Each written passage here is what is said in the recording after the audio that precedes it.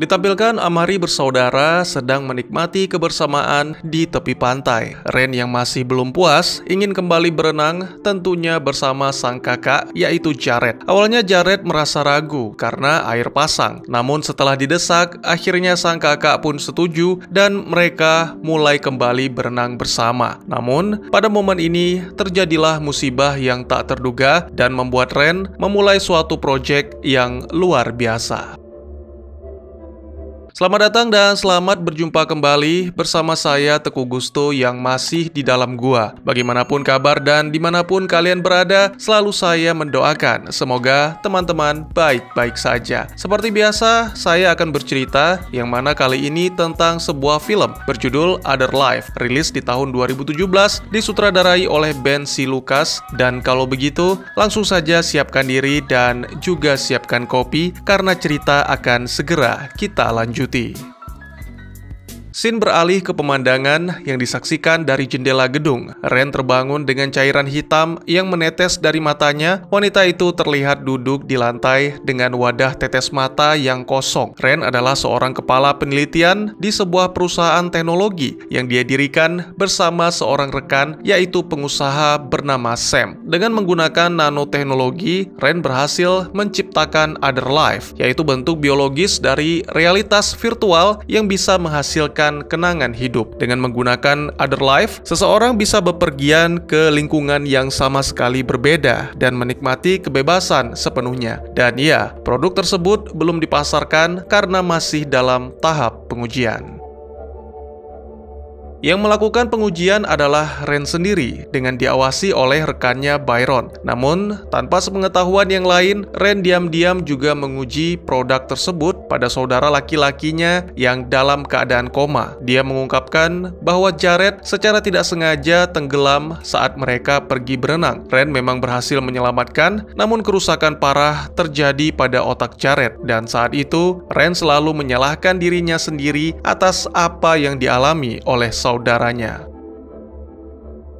Pada adegan lain, ditampilkan Ren yang sedang diwawancarai atau lebih tepatnya diinterogasi oleh beberapa petugas. Salah satu dari petugas berkomentar atas prestasi akademik Ren yang luar biasa, namun terhenti 4 tahun yang lalu. Ren menjelaskan bahwa itu disebabkan oleh kecelakaan di mana kala itu sang kakak hampir mati tenggelam. Kemudian, para petugas menyatakan bahwa mereka menganggap Other Life sebagai teknologi yang diragukan, sementara Ren sendiri menggambarkannya sebagai perangkat lunak biologis ketimbang obat. Dia menjelaskan bahwa itu memungkinkan seseorang untuk memprogram pengalaman baru secara kimiawi dan hampir tak bisa dibedakan dengan kenyataan.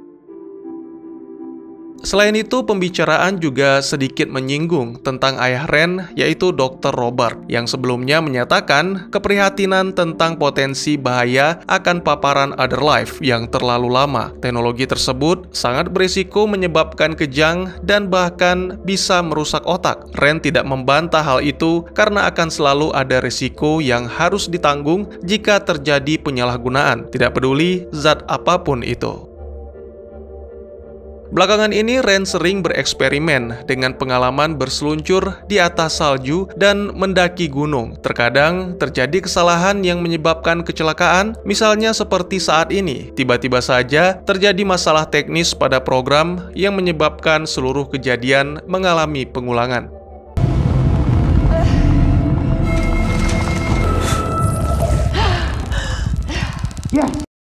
Saat terbangun, Ren menyadari bahwa dia sudah terjebak di dalam dunia Other Life selama 6 hari. Meskipun demikian, Ren masih tetap optimis dan percaya Other Life akan menjadi teknologi yang populer di masa yang akan datang.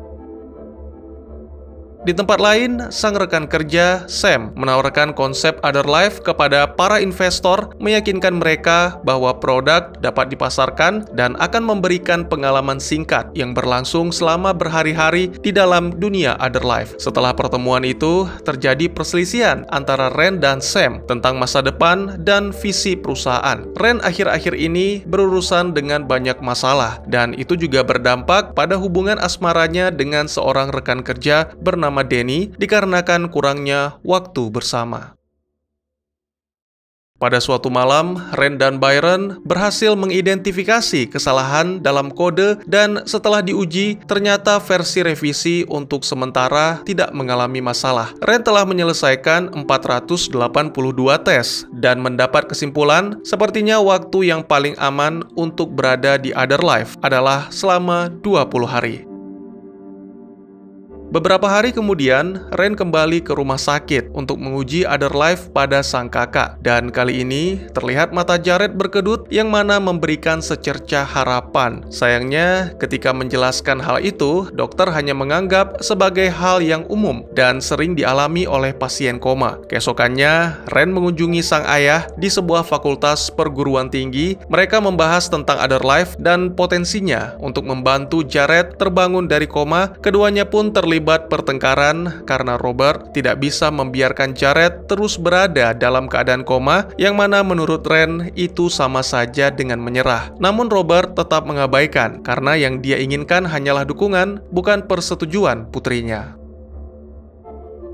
Di kantor, Sam dan Byron mengetahui jumlah nanites digunakan lebih dari yang dilaporkan oleh Ren. Tentu saja itu menimbulkan kecurigaan, namun Ren dengan tenang mengatakan bahwa itu adalah bagian dari percobaan dan pembicaraan pun beralih ke kabar tentang ide terbaru Sam. Pria itu mengungkapkan bahwa pemerintah sangat tertarik dengan Project Other Life yang mana akan digunakan sebagai penjara alternatif. Menurut Sam, napi bisa dibuat terjebak di dalam pikirannya sendiri selama bertahun-tahun. Padahal di dunia nyata, itu hanyalah 1 menit. Ide tersebut akan sangat membantu mengurangi biaya pembangunan penjara atau bahkan dapat mengurangi jumlah tahanan. Namun Ren dengan tegas menolak karena jangka waktunya terlalu lama dan mengurung seseorang di dalam pikiran itu sangat bertentangan dengan tujuan awal. Merasa lelah dengan semuanya, Ren pun pergi meninggalkan gedung. Danny yang baru saja tiba segera menghampiri, keduanya pun sepakat untuk menghabiskan waktu bersama, sekaligus melepas rasa rindu yang membara. Ren mengizinkan Danny untuk mencoba pengalaman berselancar di Other Life. Pria itu terlihat sangat menikmati sampai-sampai merasa ketagihan, dan ketika Ren lengah, Danny kembali meneteskan ke matanya tanpa menyadari bahwa itu adalah salah satu prototipe yang didesain khusus untuk Jared. Seketika Danny mengalami kejang-kejang karena tidak ada yang bisa dilakukan. Ren segera menghubungi 911, namun sayangnya Danny tidak mampu bertahan. Beberapa waktu kemudian, ditampilkan Sam yang marah besar setelah mengetahui peristiwa tersebut. Dia menanyai tentang program pengalaman apa yang menyebabkan kematian Danny karena sepertinya hampir seluruh pengalaman telah disetujui untuk dilakukan pengujian kecuali yang satu itu. Peristiwa tersebut juga menarik perhatian awak media serta para pejabat yang mana kemungkinan terburuknya Other Life akan ditutup. Namun Sam tidak akan membiarkan hal itu terjadi. Pria itu menggunakan pengaruh dan kekayaannya, lalu membuat kesepakatan di mana pemerintah setuju untuk membatalkan semua biaya dan sebagai gantinya Ren harus menjadi bahan percobaan, yaitu menghabiskan waktu selama 1 tahun terkurung di dalam Other Life. Ren merasa sangat marah mengetahui hal itu. Ternyata secara diam-diam, Sam tetap melanjutkan ide yang sebelumnya tidak disepakati. Namun, demi kepentingan perusahaan, satu-satunya jalan adalah menyetujui tawaran tersebut. Semuanya pun berkumpul di ruang pengujian dan Byron segera meneteskan nanites program penjara ke mata Ren. Tak lama kemudian, Ren menemukan dirinya berada di ruang kecil yang memiliki beberapa fasilitas penunjang hidup seperti air mineral, makanan kaleng, alas tidur, tablet, dan juga toilet. Ren mulai menghabiskan waktunya dengan berolahraga, makan, dan membuat catatan di tablet sembari memperhatikan dinding ruangan, menampilkan jumlah hari yang telah dilewati. Untuk beberapa hari pertama, Ren merasa sangat berat, apalagi ketika mengingat Danny dan kakaknya. Seringkali, Ren berharap bisa membangkitkan Jared dari koma dengan menggunakan Other Life. Pada akhirnya, 1 tahun telah berlalu dan Ren sangat menantikan dirinya kembali ke dunia nyata. Namun, harapan tersebut tiba-tiba hancur ketika melihat angka kembali ke 001, yang mana berarti tidak ada pembebasan bagi wanita itu. Tiba-tiba, Ren menyadari bahwa kode keluar yang ditulis oleh Byron gagal, dan itu membuatnya panik. Ren berteriak dan menghancurkan barang-barang di sekitarnya, lalu tak lama kemudian, dia menemukan celah yang mana digunakan sebagai jalan keluar. Ini benar-benar mengejutkan karena saat berhasil keluar dari penjara, Ren mengetahui bahwa selama ini dia dikurung di gudang penyimpanan makanan dengan sebuah ruangan yang sepertinya ditempati oleh pengawas. Hal tersebut membuat Ren berpikir bahwa jangan-jangan selama ini dia berada di dunia nyata. Lalu, menyadari seorang penjaga datang, Ren pun segera bergegas melarikan diri karena tentunya dia tidak mau terkurung lagi. Beberapa waktu kemudian, Ren telah berada di pusat kota, melihat jalanan yang sibuk dengan papan iklan Other Life di mana-mana. Merasa khawatir, Ren pun pergi mendatangi kantornya, tapi ternyata tempat itu telah benar-benar kosong. Ren mengunjungi kantor polisi untuk melaporkan apa yang terjadi. Namun sangat mengejutkan, petugas mengatakan bahwa berdasarkan berkas imigrasi, Ren telah menjadi warga Italia hampir setahun yang lalu. Karena Ren masih bersikeras, para petugas pun pergi bersama Ren untuk menyelidiki lokasi tempat Ren dikurung. Namun lagi-lagi sangat mengejutkan, tidak ada apapun di sana. Para petugas mengira Ren terlalu banyak minum, sehingga menyarankan wanita itu pulang dan beristirahat. Merasa tersesat dan tidak yakin dengan apa yang terjadi, Ren mendatangi apartemen di mana dia dulu berdomisili. Seorang staf memberikan keterangan bahwa unit itu telah ditempati oleh orang lain dan tidak bisa mengizinkan Ren masuk. Beberapa saat kemudian, entah dari mana Sam mendapatkan informasi, tapi pria itu datang untuk menjemput dan membawa Ren ke tempat yang aman. Namun, wanita itu tidak bisa mempercayai Sam dan akhirnya memutuskan untuk melarikan diri. Harapan terakhir adalah meminta bantuan salah satu rekan kerja yaitu Cass, dan untungnya Cass mau membantu sekaligus menjelaskan bahwa semua orang menganggap Ren telah mencairkan cek untuk melarikan diri ke Italia. Usut punya usut, belakangan diketahui bahwa itu adalah rumor yang sengaja disebarkan oleh Sam. Pada momen ini, Ren sempat terdiam sejenak mendengar cerita tidak menyenangkan itu, tapi kemudian ada sebuah kabar yang sangat melegakan bahwa ternyata Danny masih hidup. Iya, dokter berhasil menyelamatkan Danny seminggu setelah Ren menghilang. Pada malam harinya, pasangan itu bersatu kembali dan berjanji tidak akan meninggalkan satu sama lain. Ketiganya pun duduk bersama di sebuah bar, membahas segala hal yang terjadi pada tahun lalu, terutama tentang kesuksesan Other Life yang saat ini telah digunakan untuk berbagai macam keperluan, termasuk untuk hukuman penjara, bahkan hukuman mati. Tentu saja Ren tidak bisa menerima hal itu, namun Danny mencoba menenangkan sekaligus menyarankan agar Ren menggunakan media untuk melawan Sam. Dan untuk itu, beberapa waktu kemudian, setelah mengatur siasat, Ren dan Danny pun menyelinap masuk ke dalam gedung Other Life dengan menggunakan akses card cash. Tujuan mereka adalah mencuri drive yang sebenarnya adalah milik Ren, berisi data-data dan kode pemrograman. Di dalam gedung, mereka bertemu dengan Byron, yang kebetulan malam itu sedang lembur.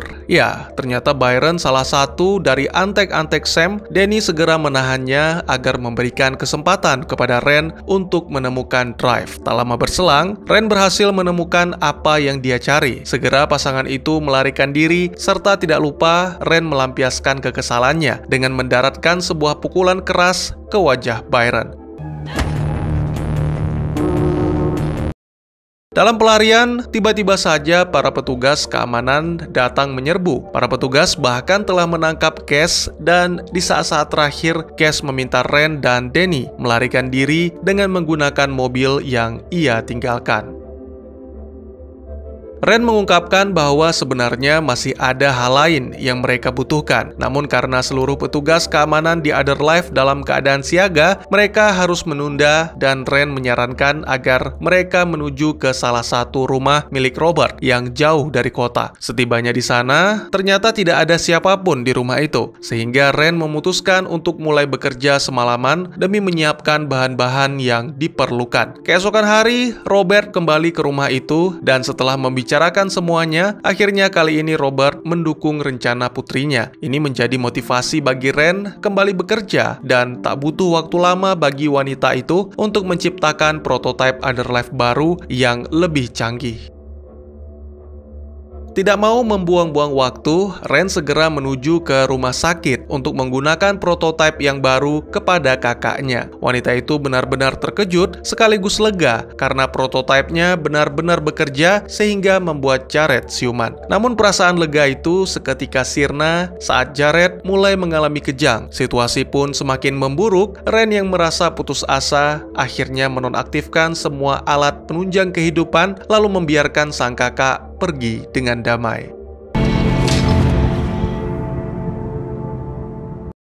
Tak lama berselang, Ren merasakan sesuatu seolah semua kenangannya kembali dan tiba-tiba saja dia mendengar teriakan Byron yang memintanya untuk bangun. Terungkap bahwa peristiwa Ren melarikan diri dari penjara adalah sebuah kesalahan kode yang mana memastikan bahwa Ren berada di dunia Otherlife. Kini Ren ditampilkan sedang berada di pantai seorang diri, lalu berjalan ke arah laut, membiarkan dirinya diterjang ombak. Tiba-tiba saja, Ren terbangun di ruang pengujian. Lalu setelah merasa cukup tenang dan mengenang semua peristiwa di dalam dunia Otherlife, Ren menemui Sam, menyatakan bahwa dirinya mengundurkan diri dari perusahaan agar bisa berkonsentrasi pada riset dan pengembangan. Ren juga menyerahkan perusahaan kepada Sam, tapi tidak dengan produk Otherlife yang merupakan hasil ciptaan Ren. Beberapa hari kemudian, setelah menghadiri pemakaman Dani, Ren mendapat telepon dari Sam yang memintanya untuk datang ke ruang pengujian karena ada sesuatu yang penting. Lalu saat tiba di sana, Ren menemukan Sam dan Byron sedang meninjau pengalaman Ren ketika dikurung selama 1 tahun di Otherlife. Sam yang licik menunjukkan hasil pemindaian otak Ren dan terdapat beberapa perubahan yang mana salah satunya menunjukkan kegembiraan. Sam dan Byron segera mengetahui bahwa Ren telah berhasil melarikan diri dari penjara menuju dunia terbuka di Otherlife. Hal itu menjadi sebuah terobosan besar untuk rencana masa depan mereka. Kini Sam ingin mengambil bagian dari pengujian untuk memastikan hal itu dan mengajak Ren kembali bergabung untuk mengawasi. Sangat disayangkan, Ren sudah tidak mau terlibat dan itu membuat Sam marah sehingga tiba-tiba saja dia meneteskan nanite secara paksa di mata Ren.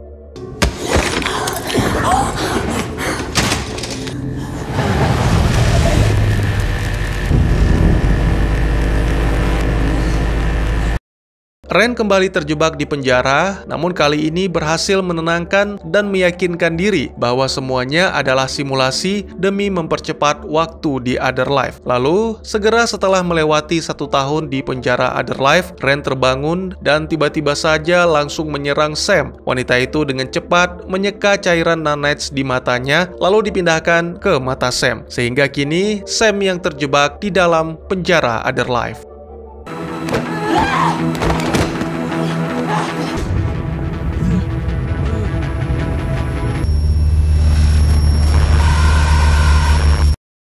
Mendadak program mengalami masalah yang mana akan membahayakan hidup Sam. Namun Ren masih membiarkan Sam di dalam penjara melewati masa tahanan 365 hari dengan beberapa hari tambahan untuk membuat Sam merasakan penderitaan yang sama. Kemudian setelah hitungan mundur mencapai angka 0, Sam terbangun dan Ren membiarkannya menangis di kursi. Film pun ditutup dengan menampilkan Ren dan Robert berada di rumah sakit dalam suasana yang penuh duka. Robert tidak mengubah keputusannya untuk mencabut alat penunjang hidup demi membiarkan putranya pergi dengan damai. Lalu ditampilkan juga beberapa hari kemudian, Ren berada di pantai mengenang masa-masa indah bersama Jared dan dia pun menyadari bahwa mungkin keputusan sang ayah adalah yang terbaik bagi Jared. dan tamat. Film dengan cerita yang unik, sekilas mungkin terlihat mirip The Matrix, tapi sebenarnya tidak. Mari saya jelaskan. Dr. Robert Amari menemukan cara untuk memasukkan memori atau ingatan ke dalam otak seseorang menggunakan nanoteknologi. Dia memiliki 2 orang anak, yaitu Jared dan Ren. Suatu hari, kecelakaan terjadi ketika keduanya sedang menyelam. Kepala Jared menghantam karang sehingga membuatnya dalam keadaan koma. Nah, Robert sendiri sejak awal ingin menyerah karena merasa sudah tidak ada harapan lagi bagi putranya. Namun, hal itu ditolak oleh Ren. Ren segera mengembangkan teknologi sang ayah dan merasa yakin bisa membawa Jared kembali. Setelah itu, Ren mendaftarkan hak paten dan bekerja sama dengan Sam untuk membangun sebuah perusahaan yang diberi nama Other Life. Teknologi tersebut sebenarnya adalah program virtual reality yang dicetak pada cairan lalu diteteskan ke mata. Efeknya berlangsung selama kode berjalan, ingatan bisa dialami selama beberapa jam, hari, atau bahkan tahun. Sementara di dunia nyata, semua itu hanya terjadi dalam hitungan menit saja. Jadi, singkatnya, kalian bisa liburan kapanpun dan dimanapun selama yang kalian mau. Di dunia virtual, di dalam otak, tapi di dunia nyata, semua berjalan selama beberapa menit. Mantap jiwa kan?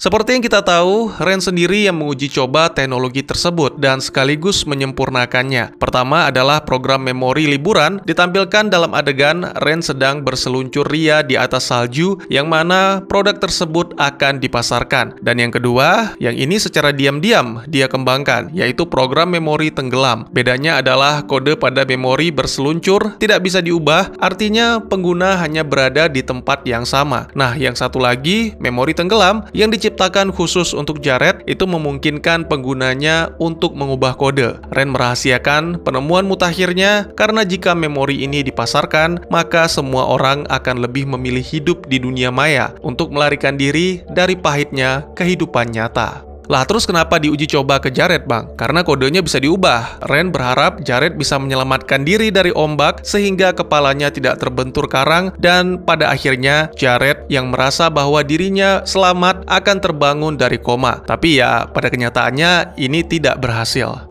Katanya bisa ubah kode, kenapa Dani malah tewas, Bang? Jadi teknologi ini juga memiliki efek samping yang mengerikan, yaitu akan merusak otak jika cara penggunaannya salah. Nah, memori yang diteteskan oleh Dani adalah memori yang khusus diciptakan untuk Jared, di mana berisi momen ketika Jared tenggelam. Jadi, Dani yang menggunakannya langsung berada dalam kondisi tenggelam di Other Life, sehingga karena tidak siap, pria itu mengalami kejang dan tewas seketika. Sebenarnya ini sama dengan Memoriski. Ren ditempatkan di dalam penjara virtual selama 365 hari dengan fasilitas yang memadai untuk bertahan hidup. Nah, yang jadi pertanyaan, mengapa Ren bisa mengubah kodenya? Saya pikir Project Other Life telah dikerjakan selama bertahun-tahun, dan seperti yang kita tahu, selama itu pula Ren berkali-kali melakukan uji coba. Jadi mungkin inilah yang membuatnya mampu memproyeksikan dunia nyata ke dalam Other Life, termasuk para penduduk. Meskipun ada beberapa masalah di dalam dunia Other Life, tapi semuanya seolah dilancarkan. Mulai dari melarikan diri dari Sam, mendapatkan pertolongan dari Cass, Dani selamat dari maut, berhasil melarikan diri dari gedung Other Life, lalu mendapatkan dukungan dari sang ayah, dan terakhir berhasil menciptakan prototipe yang lebih baik. Hanya satu yang gagal, yaitu menyelamatkan Jared. Saya pikir ini dikarenakan meskipun Ren merasa yakin bahwa Other Life bisa menyelamatkan Jared, tapi di lubuk hati terdalam Ren mengetahui bahwa apa yang diinginkan sang kakak adalah direlakan oleh keluarganya. Dan oleh sebab itu, pada akhir film ditampilkan Ren berada di tepi pantai mengenang kebersamaan mereka serta menyadari apa yang terbaik bagi sang kakak. Semanis-manisnya mimpi, tetap saja itu hanyalah sebuah fantasi. Sepahit-pahitnya kenyataan, tapi itulah dia kebenaran. Tidak selamanya kenyataan akan sepahit empedu, dan tidak seterusnya mimpi akan semanis madu. Semua kembali kepada diri masing-masing, apakah hanya mau menikmati mimpi atau berjuang mewujudkannya menjadi kenyataan.